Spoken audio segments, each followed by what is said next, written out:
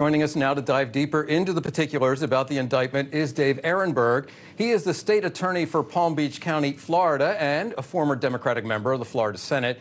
Dave, what do you make of the charges? How big a deal is this?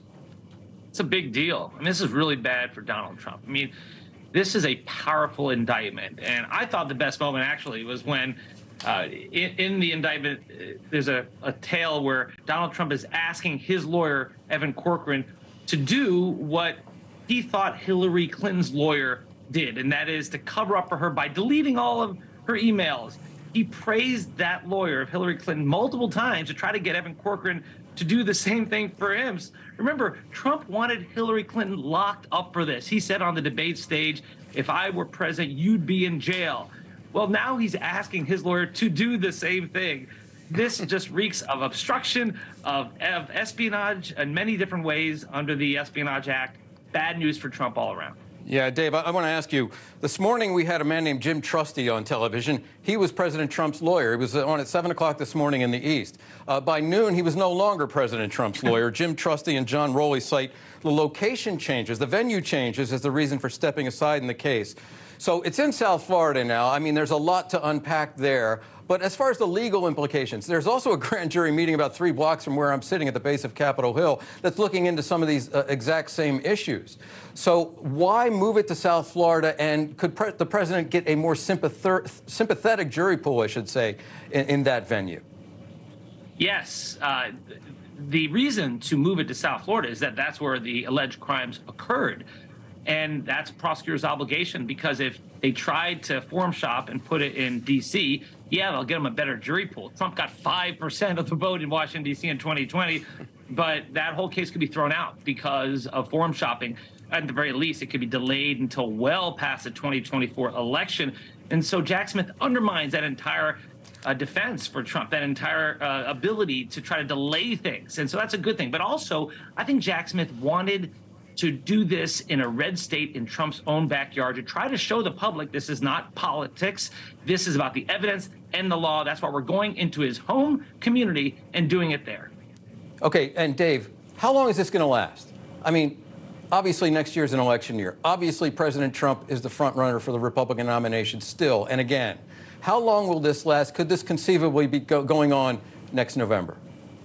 In 2024, I should say, yeah. Yeah, by the number of counts that you saw, I think it is likely it's going to go beyond the election. And so it looks like the only trial that we may see Donald Trump face before the election will be in the state of New York, which a lot of us think is the weakest of the 4 potential criminal cases against Donald Trump. So, yeah, I mean, look, this is a mountain of evidence here. It's a very bad indictment for Trump. But at the same time, I think it probably means it is not going to be heard until after the election. Okay, Dave Aronberg, thank you very much for your time. Fascinating insights. Chris, we heard Jack Smith, his appearance to basically outline his justifications. He didn't outline the charges. The indictment did that. But he said the charges and what the president allegedly did, the former president, was put our country at risk. He's making the case publicly because a lot has been made about a higher threshold when you're talking about a former president. What did you make of his appearance? Yeah, this was impressive. He's sort of the anti-Comey. He's the un-Comey.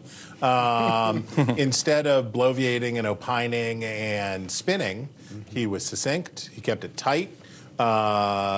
He looks like the assistant coach from Ted Lasso. I'm glad you said that. He spoke with authority, and here's the most important thing: he put the troops first.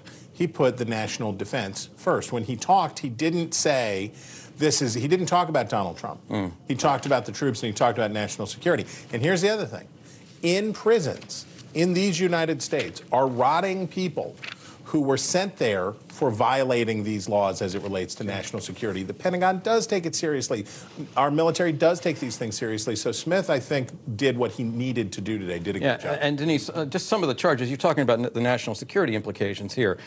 Document dated June 2020 concerning nuclear capabilities of a foreign country. These are among the documents, the 102 documents that were recovered. Document dated October 21, 2018 concerning communications with a leader of a foreign country, concerning military capabilities of a foreign country, concerning military attacks by a foreign country. So the case that Jack Smith made here and in public was this is a matter of national security.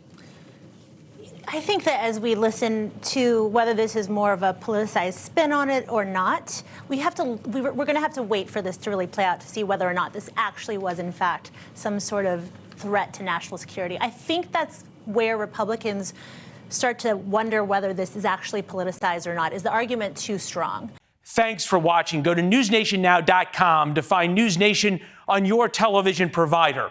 And don't forget to subscribe. Click the red button to get more of NewsNation's fact-driven, unbiased coverage.